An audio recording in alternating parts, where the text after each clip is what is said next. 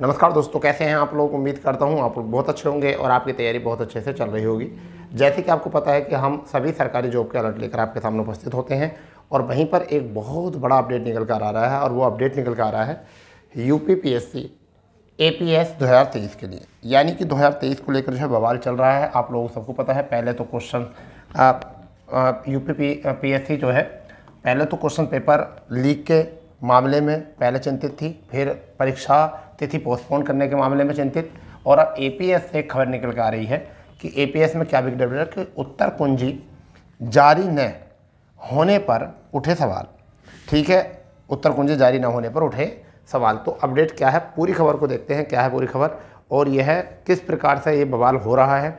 अगर आपको लगता है कि आपको ये खबर आपके लिए बहुत ज़्यादा ऑथेंटिक और ऑफिशियल थी तो इस चैनल को सब्सक्राइब कर देंगे, बेल आइकन ऑन कर दें, क्योंकि आपको यहाँ से मिलती है ऑफिशियल और ऑथेंटिक न्यूज़।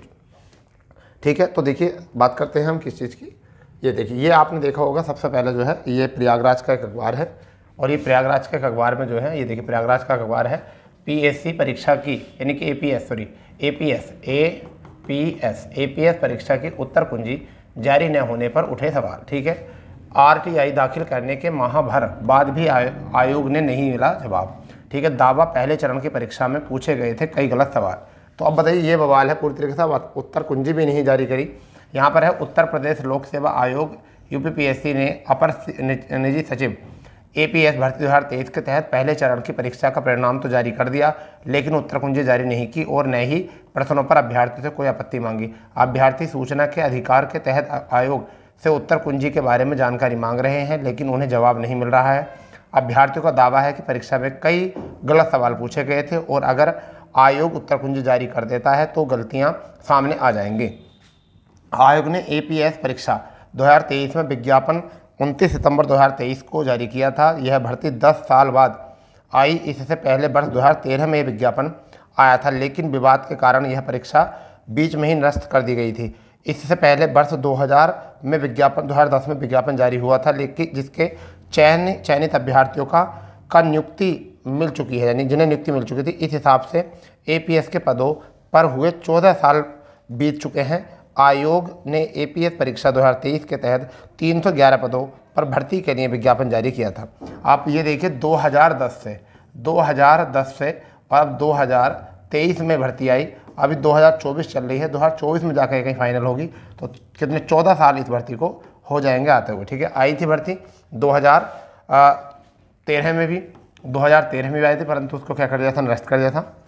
इस भर्ती के लिए तकरीबन 1 लाख अभ्यर्थियों ने आवेदन किए थे। पहले चरण की परीक्षा 7 जनवरी को थी, 7 जनवरी 2024 को थी, ये बिल्कुल सही बात है। ठीक है, आयोजित की गई थी, जिसमें बहुविकल्पी प्रश्न 150 सवाल पूछे गए थे। इसमें 50 प्रश्न हिंदी के, 50 कंप्यूटर के, 50 जो थे सामान्य अध्ययन के शामिल थे। आयोग ने 4 मार्च 2024 को परीक्षा का परिणाम जारी कर दिया, यानी कि 7/1/2024 के बाद आपका 4 मार्च को, कितने मार्च को, 4/3/2024 को परिणाम घोषित कर दिया।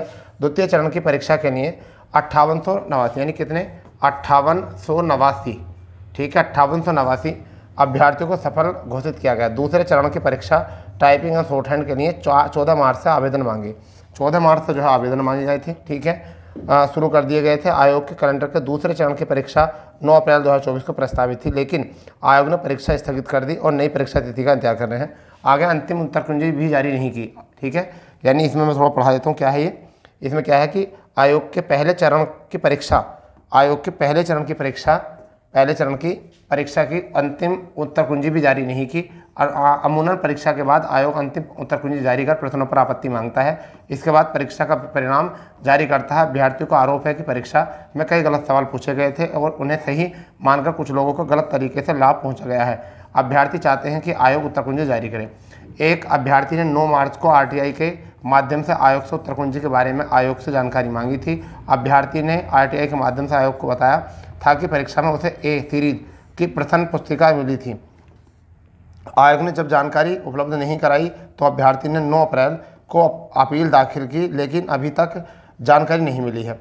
एपीएस भर्ती के अभ्यर्थियों ने यह दावा भी किया है कि परीक्षा में जो केंद्र बनाए गए थे उनमें से ज़्यादातर केंद्र आरओ ARO प्रारंभिक परीक्षा 2023 में भी शामिल किए गए थे। अभ्यर्थियों ने शासन को पत्र लिखकर मांग की है कि RO की परीक्षा में पेपर लीक की घटना के बाद APS परीक्षा पर भी उच्च स्तरीय जांच की जाए। यानी पहली बात तो ये है कि देखिए 4 मार्च को आपको रिजल्ट जारी कर दिया जाता है, 7 जनवरी को आपका पेपर होता है, 7 जनवरी को जो है आपका पेपर हो जाता है, ये 7 जनवरी को आपका पेपर हो जाता है, 4 मार्च को रिजल्ट जारी किया जाता है।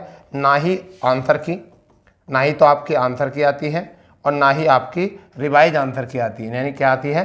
रिवाइज आंसर की आती है। अब ये बताइए, तो पूरी तरीके से मनमाना तरीका चल रहा है। अब बच्चे क्यों नहीं परेशान हो? अब कैसे वो अपने नंबर चेक करें? किस तरीके से आंसर की जब आप जारी नहीं की जाएगी तो किस तरीके से बच्चे जो है अपने आंसर चेक करेंगे और कैसे उनको पता चलेगा? इस समय मार्केट में जो है भिन्न भिन्न प्रकार के जो हैं आपके पता है कि मटेरियल उपलब्ध है पढ़ाई के। अब कोई किसी किताब में कोई सा क्वेश्चन दिया होता है, किसी किताब में कैसे, तो कैसे जज करें कि उनका कौन सा क्वेश्चन सही है और कौन सा गलत है? जब तक आप आंसर की जारी नहीं कर रहे, आपत्ति वाले क्वेश्चन जो हैं उन पर आप आपत्ति नहीं दे रहे, तो डायरेक्ट रिजल्ट दे रहे हो, तो फिर तो ये हुआ कि अपनी मर्जी से रिजल्ट बनेगा। ठीक है, अपनी मर्जी से रिजल्ट बनेगा, किसी बच्चे को कोई पता नहीं कि उसके कितने सही कितने गलत। बस जो भी है भाई यूट्यूब से चेक कर ले, गूगल से चेक कर ले, जैसे भी ऐसे चेक करेंगे। तो अब इससे क्या है, तो बच्चों ने इसी चीज़ को लेते हुए जो है मांग उठाई है कि APS की जो है जांच की जाए, क्योंकि उनमें भी वही परीक्षा केंद्र शामिल थे जो RO में बाद में चिन्हित किए गए थे, लिए गए थे। जब RO में धांधला हो सकता है तो इसकी भी एक उच्च स्तरीय जांच की जाए। ठीक है, और अभी तक RTI का जवाब भी नहीं मिल पा रहा है, तो इस चीज़ को लेकर चिंतित हैं। दूसरी चरण का आवेदन ही मांग लिए हैं, उसकी डेट भी थी। अब क्या होगा? तो बच्चे भाई परेशानी का सबब तो बनता है। तो ये था आज का अपडेट और इसको लेकर बच्चे जो हैं वो परेशान भी हैं। देखो RTI दाखिल करने के माह भर बाद भी आयोग से नहीं मिला जवाब। ठीक है, आयोग जवाब नहीं, क्योंकि आयोग ने देखिए आयोग के साथ क्या हुआ। सबसे पहले तो आपका देख सकते हैं अब APS पे भी सवाल उठ गए हैं, APS पे सवाल उठ गए हैं, APS पे भी सवाल उठ गए हैं। ठीक है, साथ ही साथ RO पे सवाल उठ गए हैं, इसकी तो पोस्टपोन हो गई। अब प्रारंभिक परीक्षा यानी कि PCS प्री की प्रारंभिक परीक्षा, तीनों बड़ी परीक्षाएं जो हैं वह ऐसी हुई हैं जिनमें ज़्यादातर बच्चे जो हैं दावेदार रहते हैं और ऐसी परीक्षाएं इन सब पर जो है चिन्ह लगा हुआ है। तो बच्चे इस वजह से लेकर जो है ज़्यादा परेशान हैं और ये खबर आपको बतानी बहुत ज़रूरी थी कि क्या चल रहा है आयोग में, क्या हो रहा है।